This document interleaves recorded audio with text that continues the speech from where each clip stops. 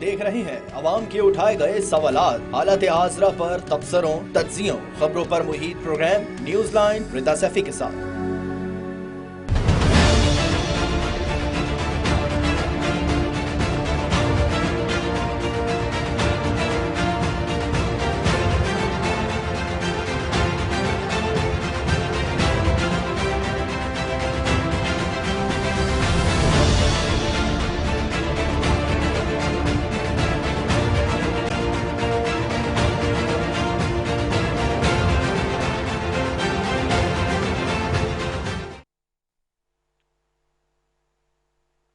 अस्सलाम वालेकुम, मैं हूँ रिदा सैफी। नाजरीन, चेयरमैन तहरीक इंसाफ चारों तरफ से मुसीबत में आ गए हैं और सवाल ये है कि तहरीक इंसाफ का मुस्तकबिल क्या होगा। पीडीएम इत्तेहाद में भी दरारें पड़नी शुरू हो चुकी हैं दूसरी जानिब, और पीडीएम के क्या आखिर दिन करीब है।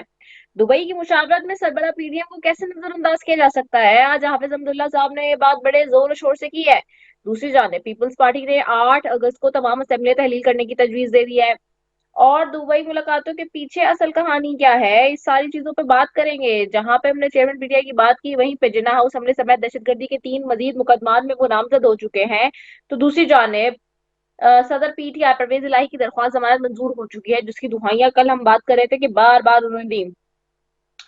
साथ ही आज मईशत के हवाले से अच्छी फिर अगेन कुछ खबरें हैं कि जी स्टॉक मार्केट में तेजी भी रही और इंटर बैंक और ओपन मार्केट में डॉलर सस्ता भी हो गया।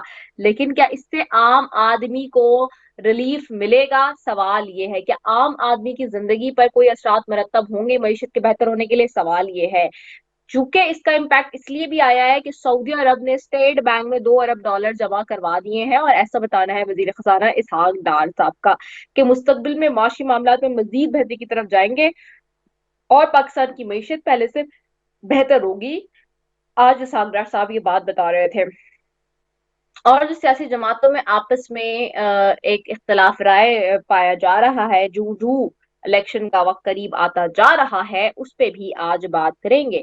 सब चीजों पे जी बात करने के लिए मेरे साथ मेहमान मौजूद होंगे। जुल्फिकार अली बदर है, तर्जुमान है बिलावल भुट्टो साहब के पीपल्स पार्टी से, उनको खुशामदीद कहती हूँ। जावेद अहमद शतारी साहब है, नायब सदर है सुप्रीम कोर्ट बार के, आपको खुशामदीद कहती हूँ। तायरा औरंगजेब साहबा है, एमएनए है मुस्लिम लीग नून की, आपको भी खुशामदीद कहती हूँ। तीनों मौजूद मेहमानों का शुक्रिया। सबसे पहले जुल्फिकार अली बदर साहब, आप ही की तरफ आती हूँ। आज की बड़ी खबर है, पीपल्स पार्टी ने 8 अगस्त को असेंबलियां तहलील करने की तजवीज दे दी, और वो भी अक्रॉस द बोर्ड, तमाम असेंबलियां। क्या बाकी सियासी जमातें भी इससे मुतफिक हैं?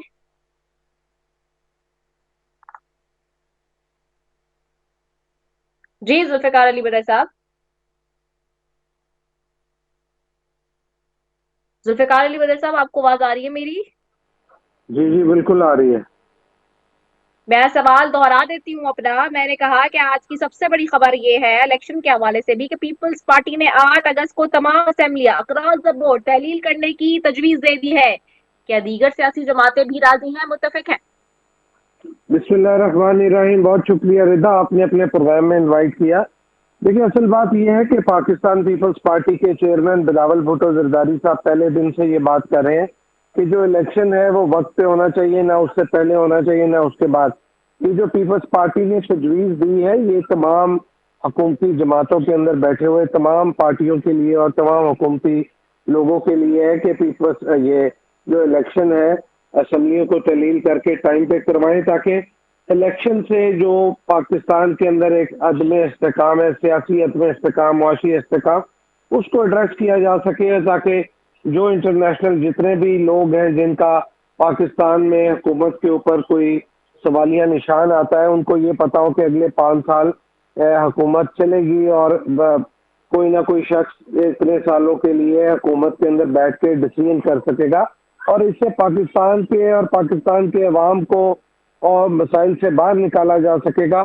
और इससे पाकिस्तान के अंदर एक ये जो पॉलिटिकल और इकोनॉमिक इंस्टेबिलिटी है, एक चैलेंजेस इतने हैं कि यहाँ पे आईनी बुरान है, कानूनी बुरान है और बहुत सारे सवालिया निशान जो उठे हुए हैं, वो जो जन्म दे रहे हैं, उन सब के ऊपर जो है एक जो है नुक्ता क्रॉस हट जाएगा। क्योंकि इलेक्शन के बाद जो भी पार्टियां इलेक्शन जीत के आएंगी वो आके मेजोरिटी पार्टी अपना हुकूमत बनाए, और अगर सबको कोलिशन में साथ मिला के चलना है, जो पीपल्स पार्टी समझती है कि सबको साथ मिलाना चाहिए, क्योंकि किसी एक पार्टी के पास मसले का हल नहीं है, तो फिर उस चीज को फॉलो करना चाहिए।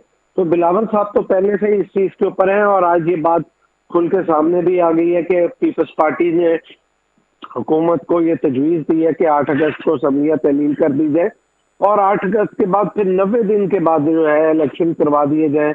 90 दिन के अंदर अंदर, या 2-4 दिन पहले भी हो सकते हैं, बाद में भी हो सकते हैं।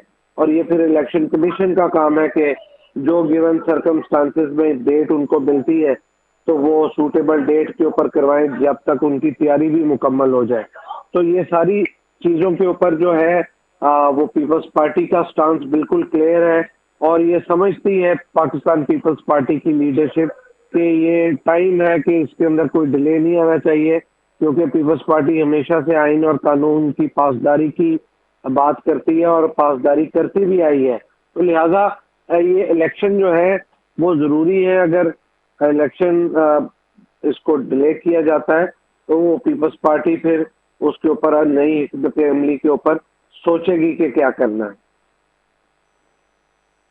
अच्छा, वेरी इंपॉर्टेंटली, क्या दुबई मुलाकातों की अब कहानी यही है, असल उसकी खबर यही है जो कि हम भी कह रहे थे कि पीपल्स पार्टी उसमें से वो जो कम आउट आया था वो यही था कि जी go for the election at a right time at a right place. So यही बात है सारी। देखिए रिदा, मैं आपको एक चीज बताऊं, जो दुबई मुलाकात है ना, उसमें तफसील किसी के पास नहीं है, लेकिन जब सियासी रहनुमा मिलते हैं और सियासी कायदीन मिलते हैं तो सियासी गुफ्तगू करते हैं। वहाँ पे बात सिर्फ इलेक्शन के हवाले से नहीं हुई, आइंदा भी तमाम मामलात के ऊपर हुई है। पाकिस्तान के अवाम को मसाइल से निकालने के लिए ग्लोबल जो कनेक्टिविटी है पाकिस्तान की, और उसके बाद पाकिस्तान के फाइनेंसिस को इकोनॉमिक तौर पे कैसे हल किया जाए, इसमें तमाम पॉलिटिकल फोर्सेस स्टेक होल्डर्स का इकट्ठे बैठ के डिसाइड करना जरूरी है कि कोई भी हुकूमत में आए या कोई भी पार्टी मेजॉरिटी लेके आए, वो दूसरी पार्टी के साथ कोऑर्डिनेशन में, उसके साथ कोलिशन में चलेगी और चीज़ों को लेके आगे चलेंगे।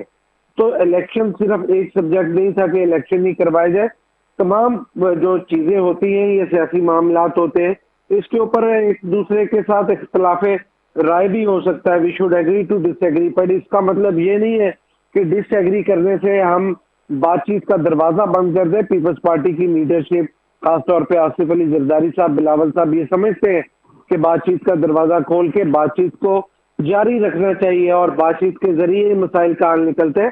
तो मियां नवाज शरीफ साहब दुबई आए थे तो एक मुलाकात हुई, बहुत सारे उनकी खैरियत भी दरियाफ्त की, इलेक्शन के हवाले से भी बात हुई, केयर टेकर सेटअप के हवाले से भी बात हुई होगी, और आइंदा इलेक्शन के बाद के होने वाले मामला के ऊपर जितनी ये जो पीडीएम की जमातें हैं और कोलिशन के अंदर हुकूमती पार्टीज बैठी है उनके साथ आइंदा कोऑर्डिनेशन के हवाले से बातचीत हुई होगी। तो कोई एक बातचीत नहीं है, बहुत सारी बातचीत होती है।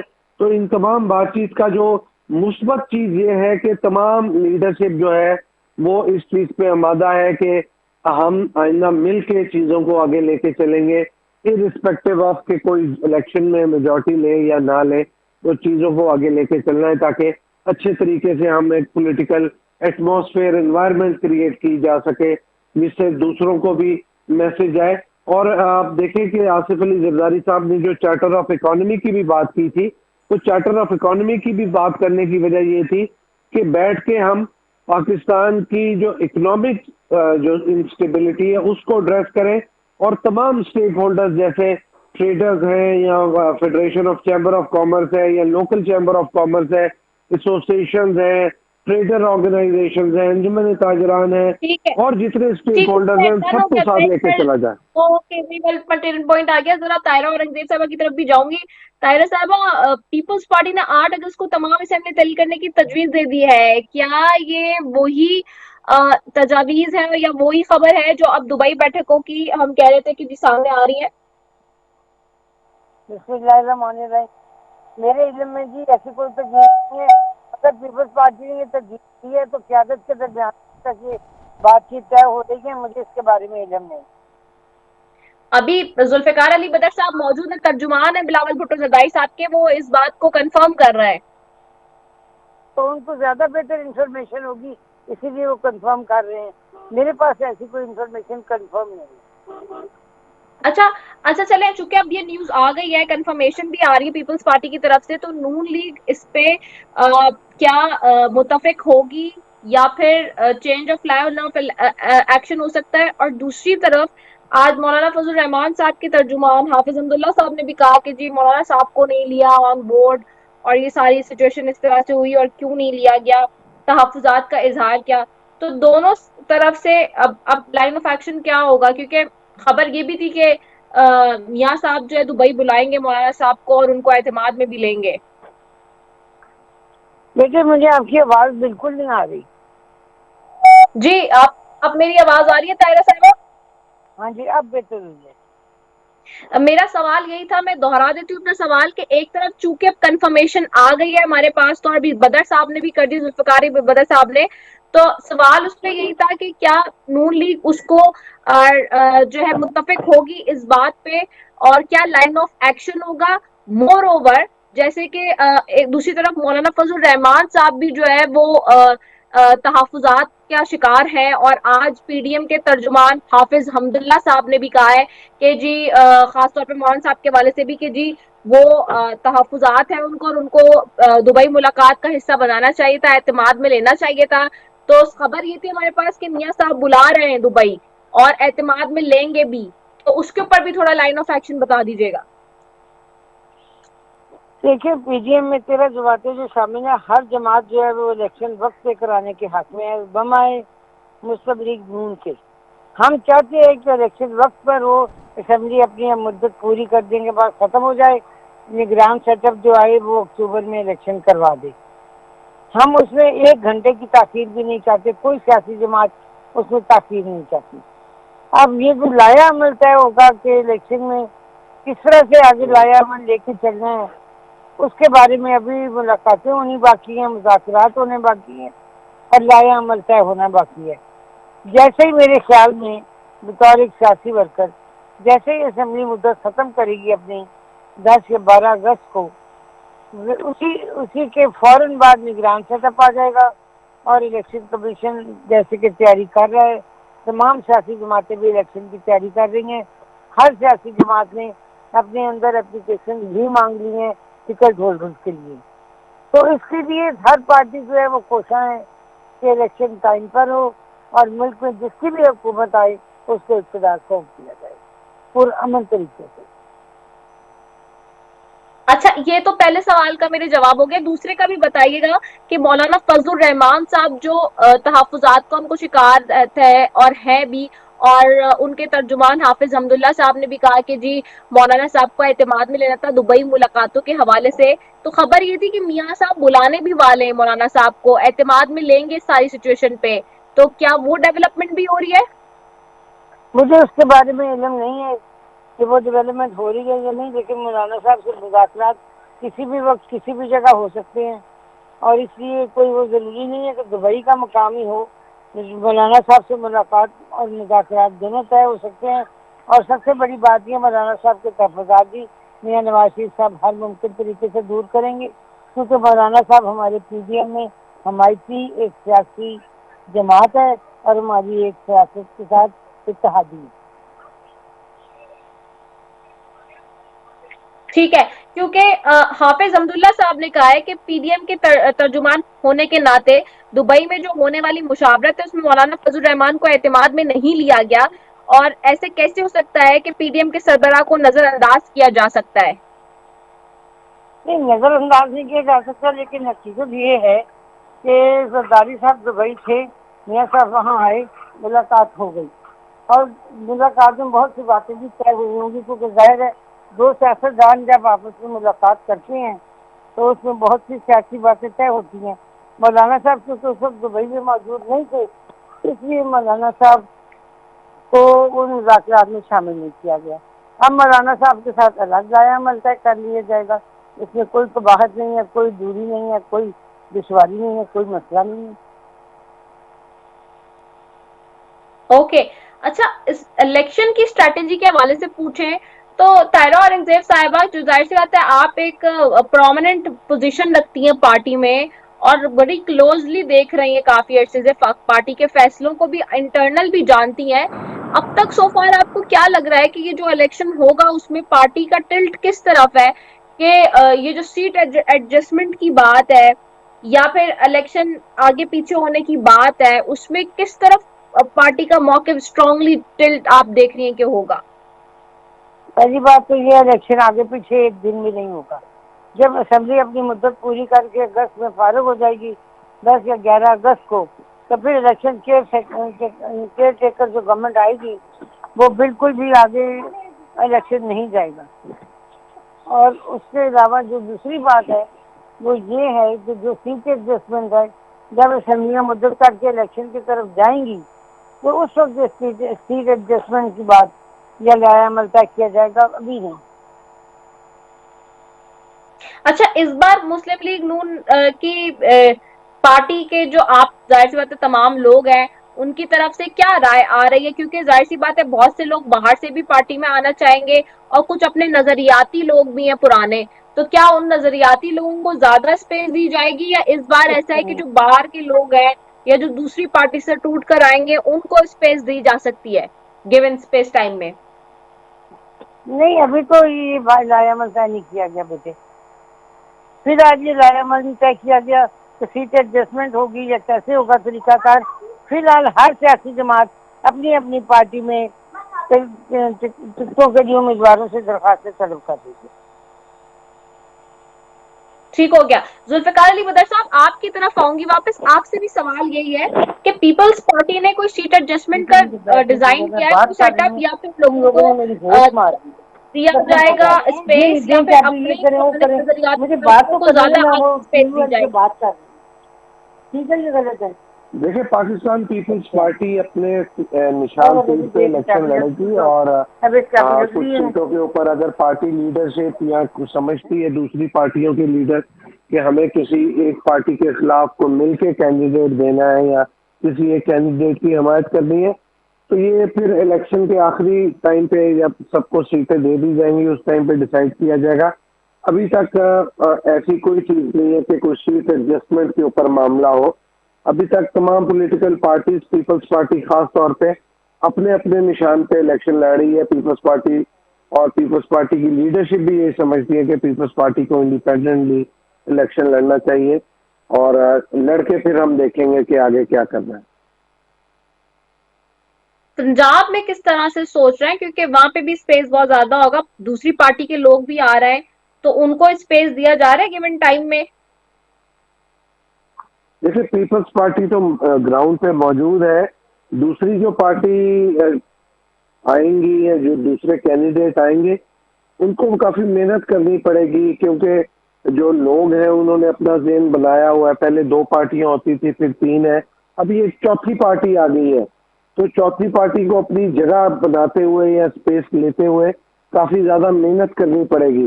बाकी फिर यहाँ पे तो इलेक्शन है और इलेक्शन में लोगों का या जो हवा चल रही होती है, जिस तरह का ट्रेंड चल रहा होता है, लोगों का मिजाज और बाकी चीजें सारी, बहुत सारे फैक्टर्स होते हैं इसके अंदर, इलेक्शन के अंदर, जो इलेक्शन के टाइम पे डिटरमिन करते हैं कि कौन से फैक्टर मेजर रोल प्ले करते हैं इलेक्शन जितवाने में और कौन सी पॉलिटिकल पार्टी को कौन सा फैक्टर ज्यादा सपोर्टिव है, सपोर्ट करता है। तो ये उस टाइम पे ही पता चलता है, उससे पहले आप इस बारे में कोई प्रिडिक्ट नहीं कर सकते। ठीक हो गया। अच्छा, एक और भी बात है इस पे, अपना जुल्फिकार अली बदर साहब, कि ये जो इस वक्त मौलाना फजल रहमान साहब की तहफुजात हैं, और खासतौर पे उन्होंने जो बातें की हैं कि जी मुझे मुशावरत का हिस्सा नहीं बनाया, मुझे नजरअंदाज किया गया है, और ऐसे कैसे हो सकता है कि मुझे नजरअंदाज किया जाए, इसके ऊपर पीपल्स पार्टी क्या मौकिफ रखती है, और उनके तहफुजात को दूर करने के लिए क्या सिर्फ मुस्लिम लीग नून ही कोशा होगी या पीपल्स पार्टी भी इसमें अपनी एफर्ट्स पुट ऑन करेगी? देखिए, ये तो मियां नवाज शरीफ साहब जब आए हैं तो उनको जरदारी साहब से मुलाकात या पार्टी की लीडरशिप से अगर मुलाकात हुई है तो उनको चाहिए था कि मौलाना साहब को भी बुला लेते, उस टाइम पे इनवाइट करते और मौलाना साहब के साथ भी मुलाकात कर लेते। इसमें पीपल्स पार्टी का तो कोई रोल नहीं है। ये तो दो लोग जब आपस में मिल रहे हो तो जरूरी नहीं है कि किसी तीसरे को भी जबरदस्ती बुलाया जाए।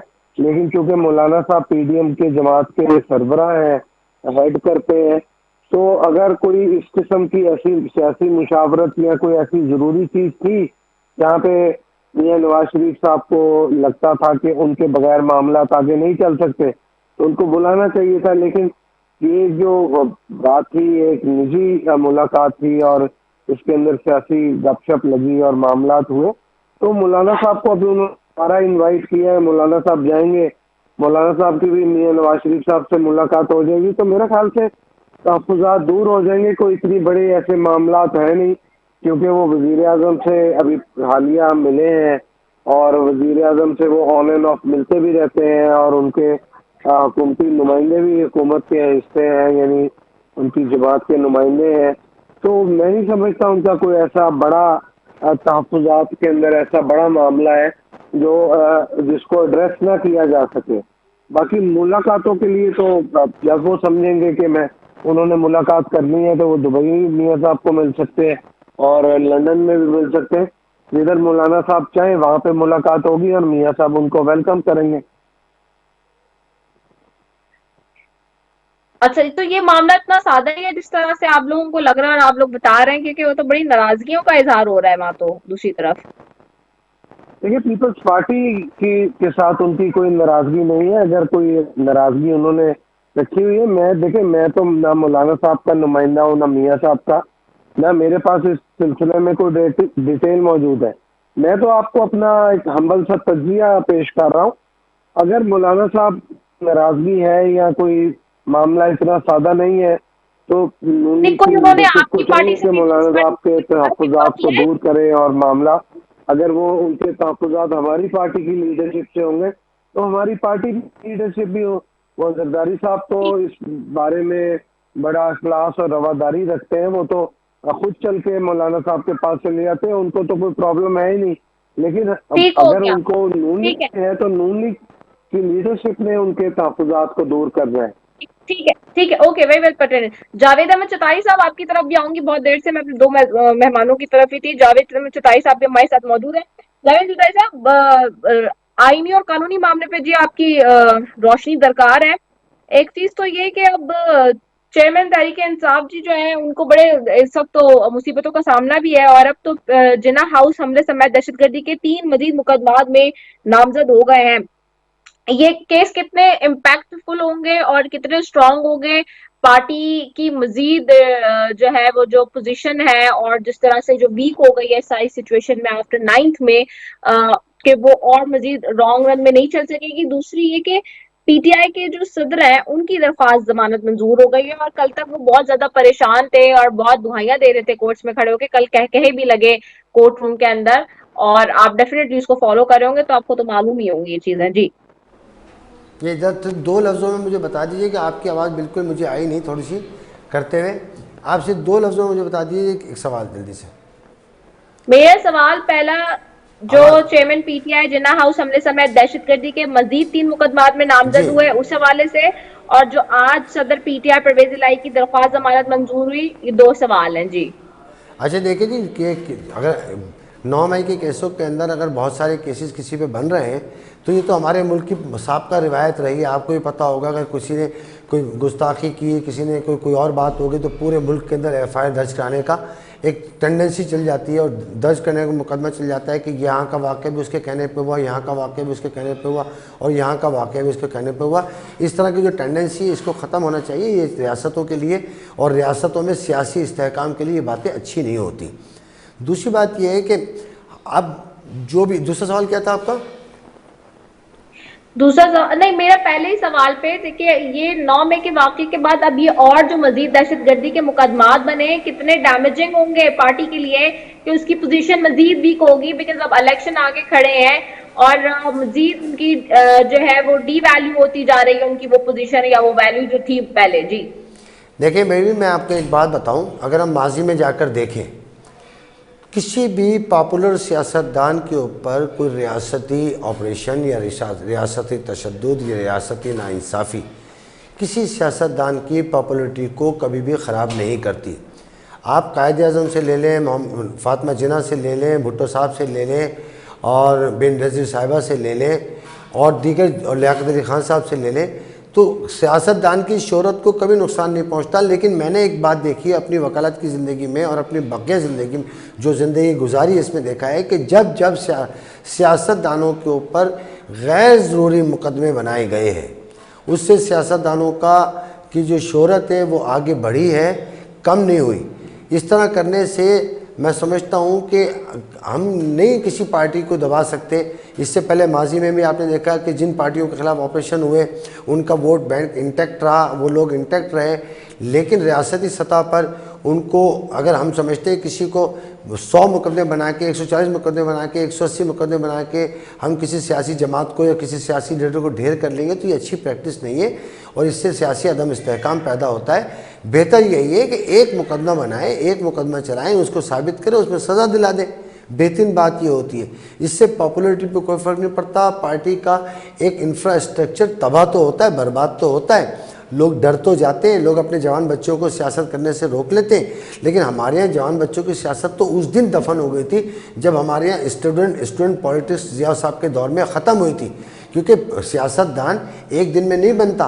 सियासतदान एक का ब्रॉटअप होता है जिन्होंने मुल्क को चलाना होता है। मुल्क को रियासती इदारे नहीं चलाते, लॉ इन्फोर्समेंट एजेंसियाँ नहीं चलाती, थाना नहीं चलाता, पुलिस नहीं चलाता।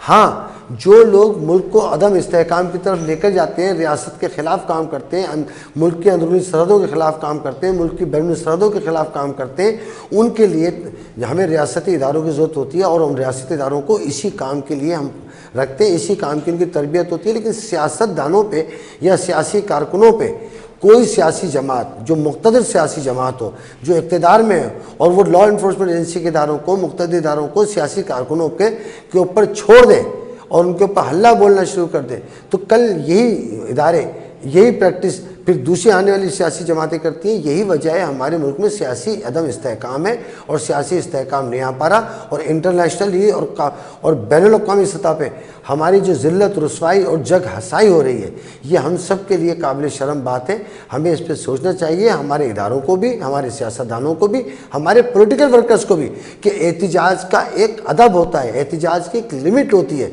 हम एहतिजाज के अंदर उस लिमिट को क्रॉस ना कर जाएँ। पूरी दुनिया में देखें एहतिजाज किस तरह होता है, जो महज़िब माशरों में एहतिजाज किस तरह होता है। लेकिन जब हम एहतिजाज की हुदूद और क़ुव्वत पार कर लेंगे तो दूसरों को बहाना बन जाएगा आपके ख़िलाफ़ बात करने का, आपके ख़िलाफ़ आपके ऊपर डंडे चलाने का, आपके मुकदमे चलाने का। लेकिन जहाँ तक हम समझते हैं एक पॉलिटिकल लीडर जो 60% से ज़्यादा वोट ले सकता है मुल्क के अंदर, वो रियासत का सपूत होता है, रियासत का असासा होता है। जिसमें जैसे कि हम समझ लें कि लियाकत अली खान साहब थे, मियाँ नवाज शरीफ थे, ये बेनज़ीर साहिबा हैं, उसके बाद जो दीगर लोग हैं, इमरान खान साहब हैं, और दीगर जो पॉलिटिकल पार्टियां हैं, छोटी इलाकाई पार्टियां हैं, सूबाई पार्टियां हैं, जिनके लीडर अच्छे वोट लेते हैं इलाकों के अंदर, 50-60% ज़्यादा लेते हैं, उनकी हमें इज्जत करनी चाहिए। वो एक हमारे सीजन पॉलिटिशियन है, उन्होंने मुल्क चलाना है, उन्हीं की बात पर लोग चलेंगे। अब आप IMF को देख ले, IMF ने आपको कर्जा दे दिया, लेकिन तमाम सियासी जमातों के सरबराहों से वो कंसेंट ले रहे हैं कि हमने कर्जा लिया है, कल तुम इक़्तिदार में आ गए तो क्या करो। इसका मतलब हमारे रियासती इदारों से तो गारंटी नहीं मांग रहे, हमारे पुलिस वालों से तो नहीं मांग रहे, IG से तो नहीं मांग रहे, DG रेंजर्स से तो नहीं मांग रहे। किससे मांग रहे हैं? पॉलिटिकल पार्टीज़ के सरबराहों से मांग रहे हैं कि हमने कर्जा दिया है, इसकी गारंटी देते हैं, आप भी इसके ज़ामिन हो या नहीं हो। मेरा कहना यही है सिर्फ कि सियासतदानों को सियासत करनी चाहिए एक दायरे में रह के, अखलाकियात के। वो सियासत में रेड लाइन पार ना करे कि मुक़्तदिर इदारों की साख या उनकी अना बीच में आए, या उनकी जो एक सॉवरेनिटी होती है उसको टच ना करे। और रियासती इदारों को भी चाहिए कि वो पॉलिटिकल पार्टी के सरबराहान को, उनके एक जो सिस्टम है, लीडरशिप है, उनके कारकुनान हैं, इनको पनपने दें, इनको सियासत सीखने दें। आने वाले वक्तों में इन्हीं सियासी जमातों ने मुल्क को चलाना है। ओके, चले, वेरी वेल पर्टिनेंट पॉइंट आ गया। जरा फराजुर रहमान साहब हमें ज्वाइन करें, पार्टी के प्रेसिडेंट है, उन्हें भी खुशामदीद कहती हूँ और गुफ्तगू में इंक्लूड करती हूँ। Thank you so very much Farazur Rahman साहब फॉर ज्वाइनिंग अस। जी, फराजुर रहमान साहब, आपको मेरी आवाज आ रही है? जी बिल्कुल, आपकी आवाज आ रही है। ओके, नाज़िर रहमान साहब, हम थोड़ी सी मैशत के ऊपर बात करेंगे एंड पर्टेनेंट टू इट हम इसको देखते हैं मैशत को। तो आज हम देख रहे हैं कि कुछ बेहतरी की खुशाइन खबरें हमें सुनने में भी आ रही हैं, चाहे इंटरबैंक और ओपन मार्केट में डॉलर सस्ते होने की बात हो या स्टॉक मार्केट में तेजी आए और 100 इंडेक्स 14 माह बाद 45,000 पॉइंट्स की हद अबूर करे। हैविंग सेड दैट, और इन सारी चीजों को मद्देनजर रखते हुए आप देख रहे हैं कि उससे जो हमारे बिजनेस इंडस्ट्रीज हैं और खास तौर पे जो हमारा इंडस्ट्रियल हब है, जोन है और कमर्शियल जोन है, उसमें कुछ अब अच्छे पॉजिटिव असरात मुरतब होंगे। हालिया दिनों में जो इम्पैक्ट सामने आया है after this IMF bail out package भी, और जो इस वक्त आज जैसे कि सावकर साहब ने भी बताया कि सऊदी अरब ने स्टेट बैंक में $2 अरब भी जमा करवा दिए, तो उसका इम्पैक्ट क्या नीचे तक सतह पर आएगा, आप कैसे देख रहे हैं?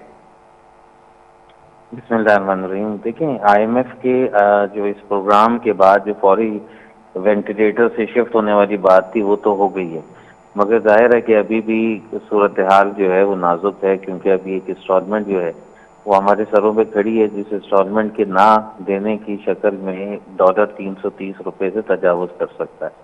अच्छा, ये अनसर्टेनिटी है, जाहिर है ऐसी अनसर्टेनिटी के अंदर बिजनेसमैन की आंखें लगी हुई हैं कि वो मजीद यहाँ पे कितना सर्वाइवल इसका मौजूद है या नहीं है। दूसरी जगह अगर देखा जाए तो इस वक्त जो सूरत हाल है वो ये है कि आपने गवर्नमेंट ने भी इसके साथ पैरेलल पॉलिसीज ली हैं, जैसे कि अफ्रीका के हवाले से उन्होंने एक्सपोर्ट पे रिबेट को बढ़ाया है नॉन ट्रेडिशनल मार्केट्स, जिसके लिए हम अक्सर उनको मशवरा देते थे कि नॉन ट्रेडिशनल मार्केट से आपने जो है वो एक्सपोर्ट बढ़ानी है। तो लिहाजा वो 3 नॉन ट्रेडिशनल जो मार्केट्स थी उनको खोला गया, जिसमें रशिया है, ईरान है और साउथ अफ्रीका का एरिया है। और मैं समझता हूँ कि वो भी एक खुश आइंदा फैसला है।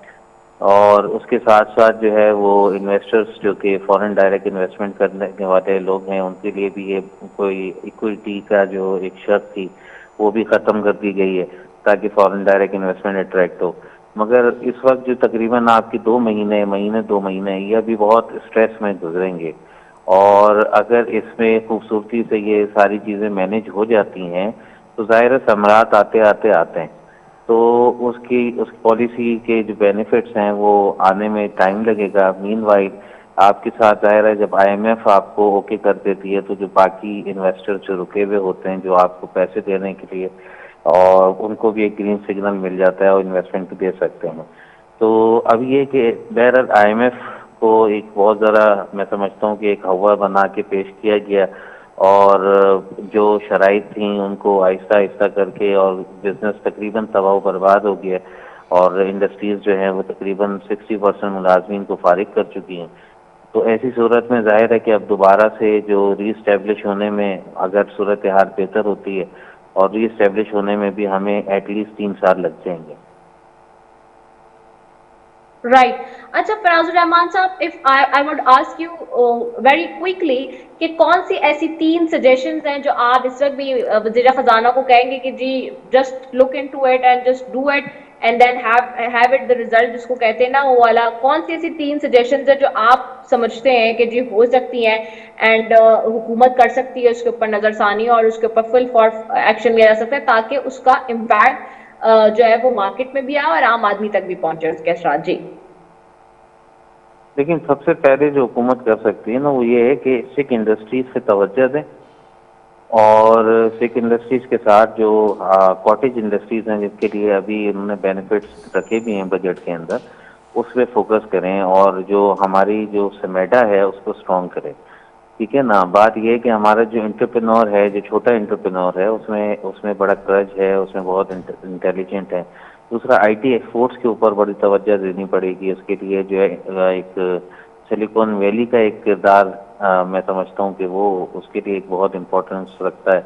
तो इस तरह की मल्टीपल अपॉर्चुनिटीज़ देनी पड़ेंगी। उसके अलावा फॉरेन इन्वेस्टमेंट को अट्रैक्ट करने के लिए फिर इंटरनेट जो है वो कम करने पड़ेंगे, कंप्यूटर की प्राइसेस कम करनी पड़ेंगी ताकि लोग ज़्यादा से ज़्यादा ईजिली जो है वो चीज़ें जो है वो परचेज कर सकें। और हम पैरेलल इतनी एक्सपोर्ट जो है वो पोटेंशियल है हमारा, जो भी एक्सपोर्ट हमारी हो रही है उससे ज़्यादा एक्सपोर्ट हम आईटी के अंदर कर सकते हैं, क्योंकि हमारे बच्चे जो है वो बहुत तेज़ी के साथ जो है वो इसको स्टडी कर रहे हैं। अगर उनको थोड़ा सा उनके ऊपर मॉनिटरिंग की जाए और उसको बाकायदा आईटी हब बना के दिया जाए जहां बच्चे जो है वो इनिशियली अपना कारोबार स्टार्ट कर सकें। तो अगर एक बच्चा भी महीने में 1,000-2,000 डॉलर भी लेके आता है और 1 लाख बच्चों को हम काम पे लगा देते हैं तो डेफिनेटली फॉरेन एक्सचेंज का जो आपका बहुत बड़ा जो मसला है वो हल हो सकता है। इसके साथ साथ जो पॉलिसीज गवर्नमेंट को मैं समझता हूँ कि जो करनी चाहिए वो ये कि जो टेक्नोलॉजी ट्रांसफर के ऊपर जो खास तौर पे जो मशीनरीज आ रही हैं वो टेक्नोलॉजी ट्रांसफर वाली जो मशीनरीज हैं उन पे जो है वो ड्यूटी रिलैक्सेशन दिया जाए, उसको 0% ड्यूटी पे आने दिया जाए। क्योंकि देखें हम जो इम्पोर्ट को कम कर एक दिन में नहीं कर सकते, उसको कट ऑफ किया जाता है। अब चश्मा है, सुई है, धागा है, मतलब बहुत सारी चीज़ें ऐसी हैं कि जो आपकी वहीं से आ रही हैं। तो अगर जो चीज़ें अगर उनको एनालाइज किया जाए कि इसके लिए ये मशीनें लगेंगी और बाज़ दफ़ा ऐसी मशीनें होती है जो जो 10x20 के कमरे में लग के भी काम हो जाता है। तो अगर हम उन मशीनों को, उन क्वालिटीज़ को और रॉ मटेरियल्स को सस्ता करते हैं तो हमें जो है वो इंपोर्ट से बचना पड़ेगा और एक्सपोर्ट की तरफ भी हम जाहिर है कि जब सफिशिएंट हो जाएंगे तो वो एक्सपोर्ट भी कर सकते हैं वही चीज़ें। ठीक है, बहुत शुक्रिया फराजुर रहमान साहब, आपका काठी प्रेसिडेंट हमारे साथ मौजूद थे। Moving back towards Javed Ahmed Chitari साहब, आपकी तरफ आऊंगी।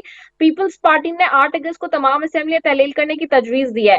दो इट्स अ पॉलिटिकल थिंग, लेकिन इससे चूंकि एक टेक्निकल और आईनी और कानूनी मामला जुड़ा है और वो इस बात का कि कितने टाइम के लिए जी सेटअप आ सकता है निगरान, और दूसरा कि अगर इससे डिले करने की कोशिश करती है कोई भी जमात हुकूमत में रहते हुए, चूंकि हुकूमत ने करनी है असेंबलियां तो तहलील वफाकी हुकूमत ने, अल्टीमेटली फैसला वफाकी हुकूमत का है, लेकिन एक सियासी जमात दे रही है इसकी तजवीज। तो आप इसको आईनी और कानूनी एतबार से कैसे देख रहे हैं, और क्या मजीद डिले की तरफ जाया जा सकता है इलेक्शंस के लिए? कितना जो है वो डैमेजिंग हो सकता है आइन के लिए? और चूंकि मौजूदा चीफ जस्टिस बार बार ये बात कर चुके हैं कि 90 रोज में इलेक्शन नहीं हुआ है तो आइन शिकनी तो हो चुकी है। देखिए बीबी, अगर ये 8 अगस्त को असम्बलियाँ तहलील कर रहे हैं और केयर टेकर गवर्नमेंट लेकर आ रहे हैं तो इसको एक बेहतर और एहसन अमल है, उसको एक हमें पॉजिटिव देना चाहिए। लेकिन मुझे एक बात नज़र आती है कि हुकूमत, मौजूदा हुकूमत या जो सेटअप है इनका, ये शायद 1 साल तक इलेक्शन कराने के लिए तैयार नहीं है, क्योंकि 1 साल तक ये कानूनी तौर पर या आइनी तौर पर कोई ना कोई हीले बहाने करके ये मुल्क की हालात को बना के एमरजेंसी लगा के कोई और कोई काम करके 1 साल तक तो ये मज़ीद एक्सटेंशन हासिल कर सकते हैं। और केयर टेकर गवर्नमेंट जो है वो तो खैर अपनी मुद्दत होती है उसकी 3 महीने की, उससे ऊपर अगर वो जाती है, जिस तरह पिछली केयर टेकर हुकूमतें हैं जैसे पंजाब की है वो अपनी मुद्दत पूरी कर चुकी है, आगे दीगर मुद्दत पूरी कर चुकी हैं। लेकिन इस मर्तबा जो कानून और आइन की धज्जियाँ बखेरी जा रही हैं तो मुझे वो बात याद आ गई ज़िया साहब की कि कानून क्या है, कागज़ का एक टुकड़ा है, कागज़ पे लिखा हुआ है, उसको फाड़ के कर दो, इस तरह कर दो। जिस बात को हम एक आमिर की बात करते थे आज वो काम जमहूरी इदारे कर रहे हैं, जिससे बड़े जमहूरी तौर पर अवामुन्नास का, पाकिस्तानी अवाम का बैनुल-अक़वामी सतह पर बड़ा सरशर्म से झुक गया। और जो लोग हमारे वहाँ रहते हैं और जो बातें करते हैं जमहूरियत की, उनके लिए बड़ी शर्मिंदगी की बात है। मैं समझता हूँ कि इस तरह नहीं होना चाहिए। और जो इलेक्शन की मुद्दत है, इलेक्शन को इलेक्शन के वक्त पे हो जाना चाहिए। किसी की शोहरत होना, किसी का गैर मशहूर होना, ये एक अलग बात है। हर आदमी का एक पॉलिटिकल सेटअप है, हर पार्टी को पॉलिटिकली एक काम करने का इख्तियार देना चाहिए, उसको देना चाहिए ताकि अवामुन्नास हुकूमत में आए। और हम जो आज IMF के आगे पॉलिटिकल अदम इस्तेहकाम की वजह से जलील हुए हैं, हम वो आइंदा जलील ना हों, क्योंकि आने वाले वक्तों में हम अपनी नस्लों को कौन सा पाकिस्तान दे कर जा रहे हैं। मैं समझता हूँ कि ये 1 साल की बात तो जो डिले का सोच रहे हैं ये ऐसा नहीं होना चाहिए। ये एक अमल गैर आइनी अमल भी होगा और गैर अखलाक़ी अमल भी होगा और जमहूरियत के लिए अच्छा नहीं होगा। आप देखें जमहूरी इदारों के अंदर हमारे यहाँ जब भी जमहूरी हुकूमतें आई हैं, हमेशा उसके बाद नेक्स्ट इलेक्शन के अंदर हमेशा इस तरह का मामलात पड़े हैं। कभी लोकल गवर्नमेंट के इलेक्शन नहीं कराए फेयर, और हमेशा जो सब ज़मीनी इलेक्शन हुए इसके अंदर मुक़्तदिर पार्टियाँ जीती। इलेक्शन में ताकत का इस्तेमाल जमहूरी इदारे भी करते हैं, रियासती इदारे भी करते हैं, गैर जमहूरी इदारे भी करते हैं, और गुंडे बदमाश भी करते हैं, ताकतवर लोग भी करते हैं, फ्यूडल लॉर्ड्स भी करते हैं। इसलिए पाकिस्तान में हकीकी जमहूरियत नहीं आती।